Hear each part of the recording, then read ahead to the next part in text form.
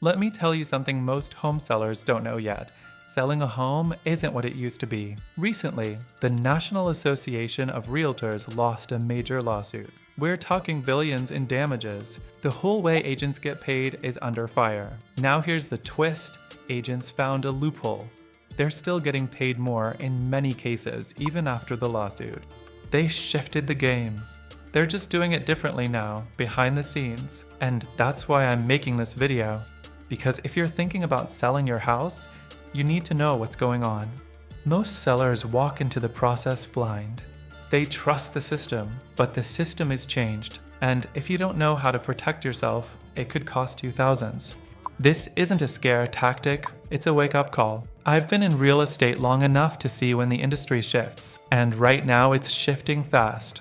So I'm breaking it down, step by step, no fluff, just facts. If you're planning to sell, stick around. This could save you a ton of money and a lot of headaches. You want to hear something crazy? A guy who follows me, let's call him Mike, listed his home with an agent. Standard deal with 5.5% commission, 3% for his agent, 2.5% for the buyer's agent. Pretty normal, right? Now here's where it gets wild. Mike ends up finding the buyer himself. It was someone he knew from work. No buyer's agent involved. The buyer had their own attorney, no agent, all clean and simple. So Mike thinks, great, that 2.5% we set aside for the buyer's agent, I'm saving that. That comes back to me. Nope. His listing agent says, actually, since there's no buyer's agent, I keep the full 5.5%. Mike was stunned. That's like an extra $12,000 gone, just like that. He signed a listing agreement without realizing the fine print said the total commission gets paid no matter what, even if the buyer comes from his own circle. And you know what? That's legal. Totally allowed. But man, it feels wrong. Stories like this are exactly why I'm making these videos. Because stuff like this happens all the time, and most sellers never see it coming. So here's where it really gets shady. After Mike finds the buyer himself, and they're moving forward, guess what his listing agent says? I'm actually a dual agent now. I represent both sides, so I'm entitled to the full 5.5%. Wait, what? Let's be clear, the buyer didn't ask her to represent them. They hired their own attorney. They didn't want or need a buyer's agent. There was no agreement, no consultation, nothing. Mike asks her, how are you a dual agent if the buyer never agreed to it? She goes, well, by law, the buyer can't represent themselves anyway. Someone has to. That's not even true. In most states, buyers can represent themselves, especially if they have legal counsel. This wasn't some first-time buyer wandering into an open house. It was a private sale between two people who knew each other. Simple, but the agent used that confusion to claim both sides of the commission. And when Mike pushed back, she just pointed at the listing agreement and said, "You signed it. Wouldn't it be easier to just skip the drama?" Seriously. No agents arguing over commissions. No confusing contracts. No last-minute surprises that cost you thousands. I am a real estate investor, and I buy houses as is, for cash, and we close fast, often in as little as 14 days. You don't have to clean, fix, or even show the home. No open houses. No strangers walking through your living room. Just a fair cash offer and a stress-free closing on your terms. Click the link in the description to get a no-obligation cash offer today. You don't have to fight through red tape to sell your house. Sometimes, the simplest option really is the best.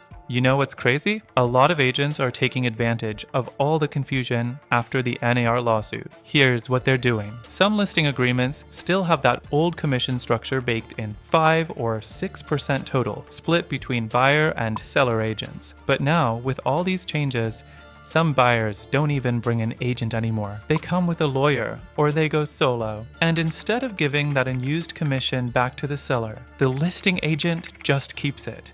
Why?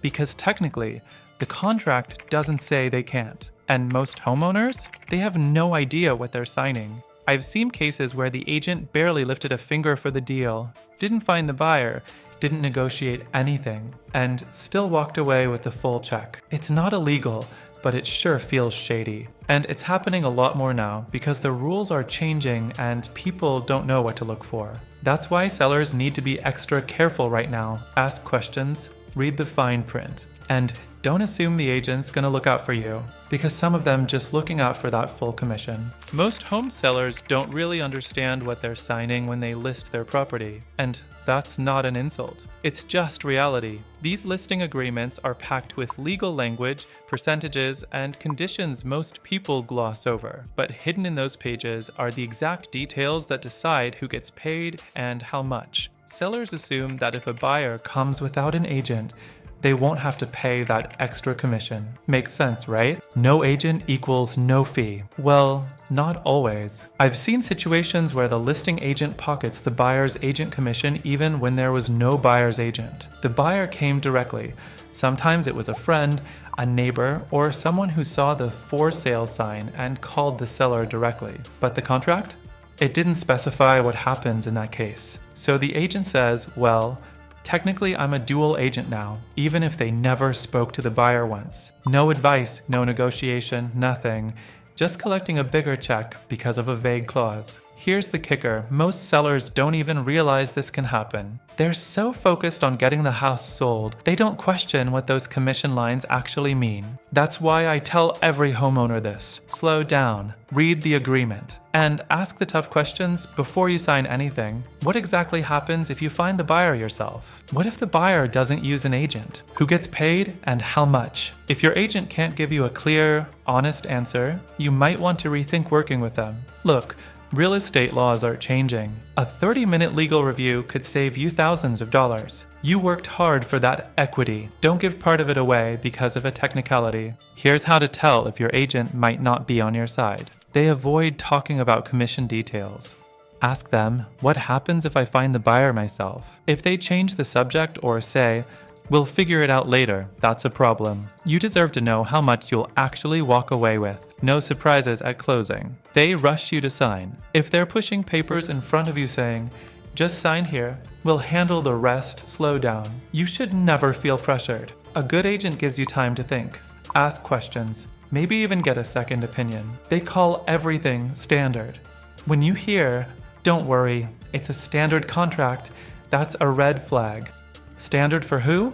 What's normal might not be in your best interest. If they won't explain the details, ask yourself why. They overtalk but say nothing. Some agents will talk for 30 minutes and not answer a single question. If you leave the meeting more confused than when you started, that's not okay. Real help should make things clearer, not more complicated. Long story short, if something feels off, it probably is, but you can skip the risk. We buy houses for cash as is. No agents, no fees, no stress. Click the link. Tell us about your property and get your offer today. Thank you and see you in the next video.